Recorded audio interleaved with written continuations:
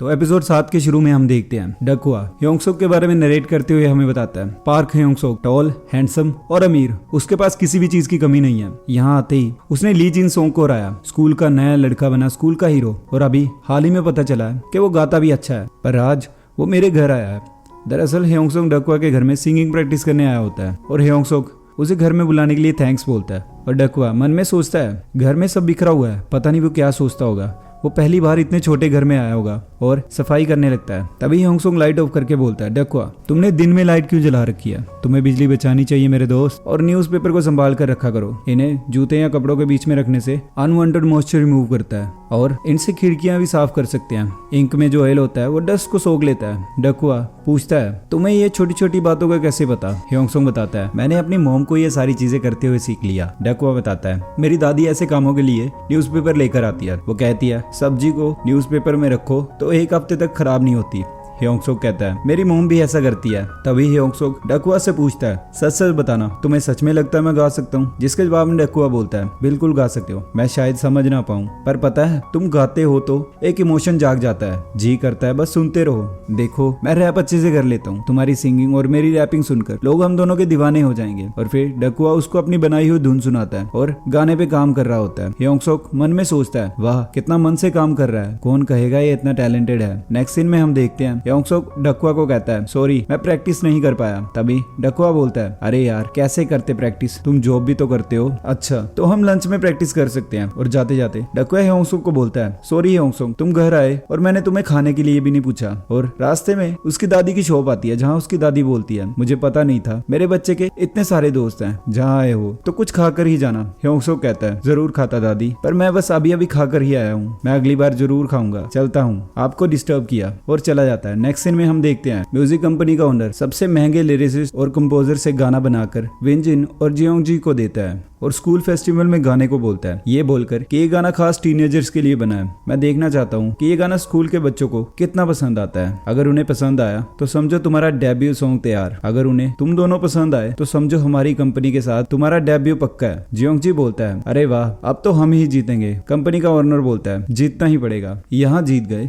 तो एक दिन पूरी दुनिया तुम्हें जानेगी, अंदाजा है जिंदगी कितनी बदल जाएगी, पैसा ऐशो आराम, लड़कियां तुम्हारे आसपास घूमेगी। और दूसरी तरफ हम देखते हैं डकवा अपने लिखे लिरिक्स ह्योंग-सुक को दिखाता है। ह्योंग-सुक कहता है बहुत अच्छे हैं, यकीन नहीं होता ये तुमने एक दिन में लिखे हैं, तुम सच में बहुत टैलेंटेड हो। डकवा बोलता है मेरे मन में जो आता है मैं लिख देता हूँ और सबको अच्छा लगने लगता है, चलो चलकर प्रैक्टिस शुरू करते हैं। और वो दोनों प्रैक्टिस करते हैं। प्रैक्टिस के बाद डकवा बोलता है मुझे तो लगा था तुम इस गाने को समझ ही नहीं पाओगे क्योंकि तुम्हारे और मेरे बीच जमीन आसमान का फर्क है, पर नहीं तुम्हें देखकर ऐसा लगता है जैसे तुम इस गाने को महसूस कर पा रहे हो। ह्योंग-सुक कहता है थैंक्स मेरे दोस्त। तभी डकवा बोलता है पर तुम्हें एक बात फ्रैंकली बताऊं, तुम गाने में एक्सप्रेस तो कर लेते हो पर टेक्निक में काम करना पड़ेगा। फेस्टिवल शुरू होने में सिर्फ 2 हफ्ते बचे हैं, हमारे पास वक्त नहीं है और प्रैक्टिस करने के बावजूद हम परफेक्ट नहीं हो सकते। ह्योंग-सुक पूछता है तो तुम ही बताओ हमें क्या करना चाहिए? डकवा कहता है मैं तो कहूंगा कि गाने को अच्छे से याद कर लो, ब्रीथिंग और टेक्निक पर ध्यान देने का टाइम नहीं है और गले पर ज्यादा स्ट्रेस मत देना, तुम्हारी वोकल कोड डैमेज हो सकते हैं। ह्योंग-सुक कहता है ठीक है मैं स्कूल के बाद रोज 1-1.5 घंटा प्रैक्टिस कर लूंगा। और दोनों स्कूल में लंच ब्रेक में प्रैक्टिस करने का प्लान बनाते हैं। और अगले सीन में हम देखते हैं ह्योंग-सुक, पार्क जी-हो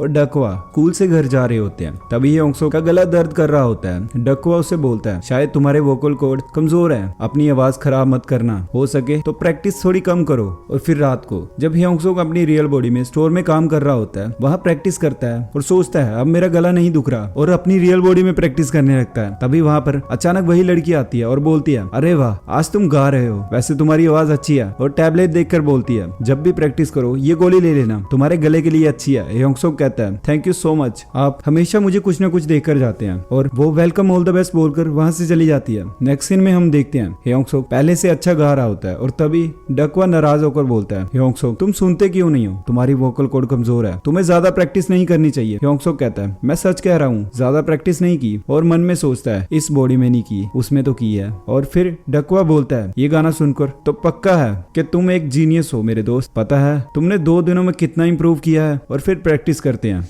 प्रैक्टिस के बाद योंगसुक के वहां से जाते ही पीछे से विंजिन अपनी गैंग के साथ आता है और डकुआ को बोलता है, अबे ओए, सुनने में आया है तू उस नए लड़के के साथ फेस्टिवल में परफॉर्म करने वाला है। डकुआ बोलता है, हाँ, लेकिन प्रॉब्लम क्या है। तभी नेक्स्ट सीन में हम देखते हैं विंजिन और उसकी गैंग डकुआ को पीट रहे होते हैं और विंजिन पार्क जी हो को बोलता है, तू उसे मार वरना मैं तुझे मारूंगा। पार्क जी हो डर के मारे डकुआ को मारने ही वाला होता है। तभी विंजिन को कॉल आता है और वहां से चले जाते हैं और उनके जाने के बाद पार्क जी हो डकुआ को सॉरी बोलता है और कहता है, सबसे बड़ा डरपोक हूं मैं। उसके बाद हम देखते हैं रात को ह्योंगसुक अपनी रियल बॉडी में स्टोर में काम कर रहा होता है और वो दोनों आते हैं। अब पार्क जी हो रियल ह्योंगसुक को भी सॉरी बोलता है और कहता है, उस दिन जिन लड़कों ने मुझे चार्जेस चुराने को कहा था वो मेरे क्लासमेट थे। हमारे स्कूल में कुछ ऐसे लड़के हैं जो मुझे बहुत तंग करते हैं और उल्टा सीधा काम करने को बोलते हैं और मैं ये नहीं कह रहा कि मैंने जो तुम पर हाथ उठाया वो सही था। ह्योंगसुक बोलता है, नहीं नहीं, मैं तुमसे नाराज नहीं हूँ, उन्होंने तुम्हें मारने को कहा था, इसमें तुम्हारी कोई गलती नहीं है। और फिर तीनों अपने अपने बुली होने के किस्से एक दूसरे को सुनाते हैं। और फिर पार्क जी हो कहता है, ह्योंगसुक के स्कूल में आने के बाद चीजें बहुत बदल गई हैं। रियल बॉडी में ह्योंगसुक को ही बताते हुए कहता है, ह्योंगसुक नाम का स्कूल में एक नया लड़का आया है और उसके आने के बाद जिनसेयोंग ने मुझे तंग करना छोड़ दिया। और फिर डकुआ भी बोलता है,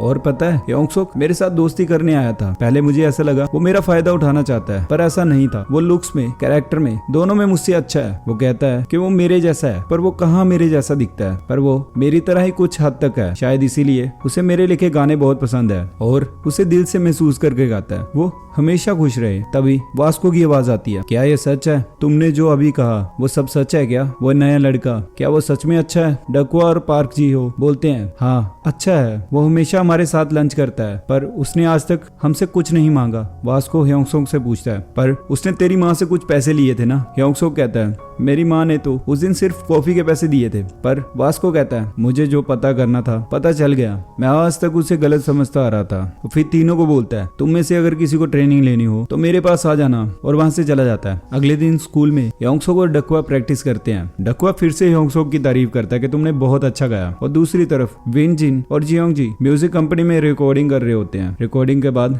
विनजिन जियोंगजी से कहता है, परफॉर्मेंस की लिस्ट आ गई है, हम सेकंड लास्ट हैं। वो मोटा और नया लड़का लास्ट में जा रहे हैं। दोनों को गाना वाना तो आता नहीं है, बस ह्योंगसुक के चेहरे का फायदा उठा रहे हैं। हमारी परफॉर्मेंस देखने के बाद दोनों घबरा जाएंगे। और वैसे भी मोटा पहली बार स्टेज पर जा रहा है, अभी तो मजा शुरू हुआ है। और इसी के साथ एपिसोड 7 खत्म हो जाता है। तो गाइस इसी के साथ वीडियो को खत्म करते हैं। अगर वीडियो अच्छी लगे हो तो लाइक कर देना, अगर चैनल पे नए हो तो सब्सक्राइब कर देना और कमेंट करके बताना कि वीडियो को कौन सा पार्ट आपको सबसे ज्यादा अच्छा लगा। मिलते हैं नेक्स्ट वीडियो में, बाय बाय।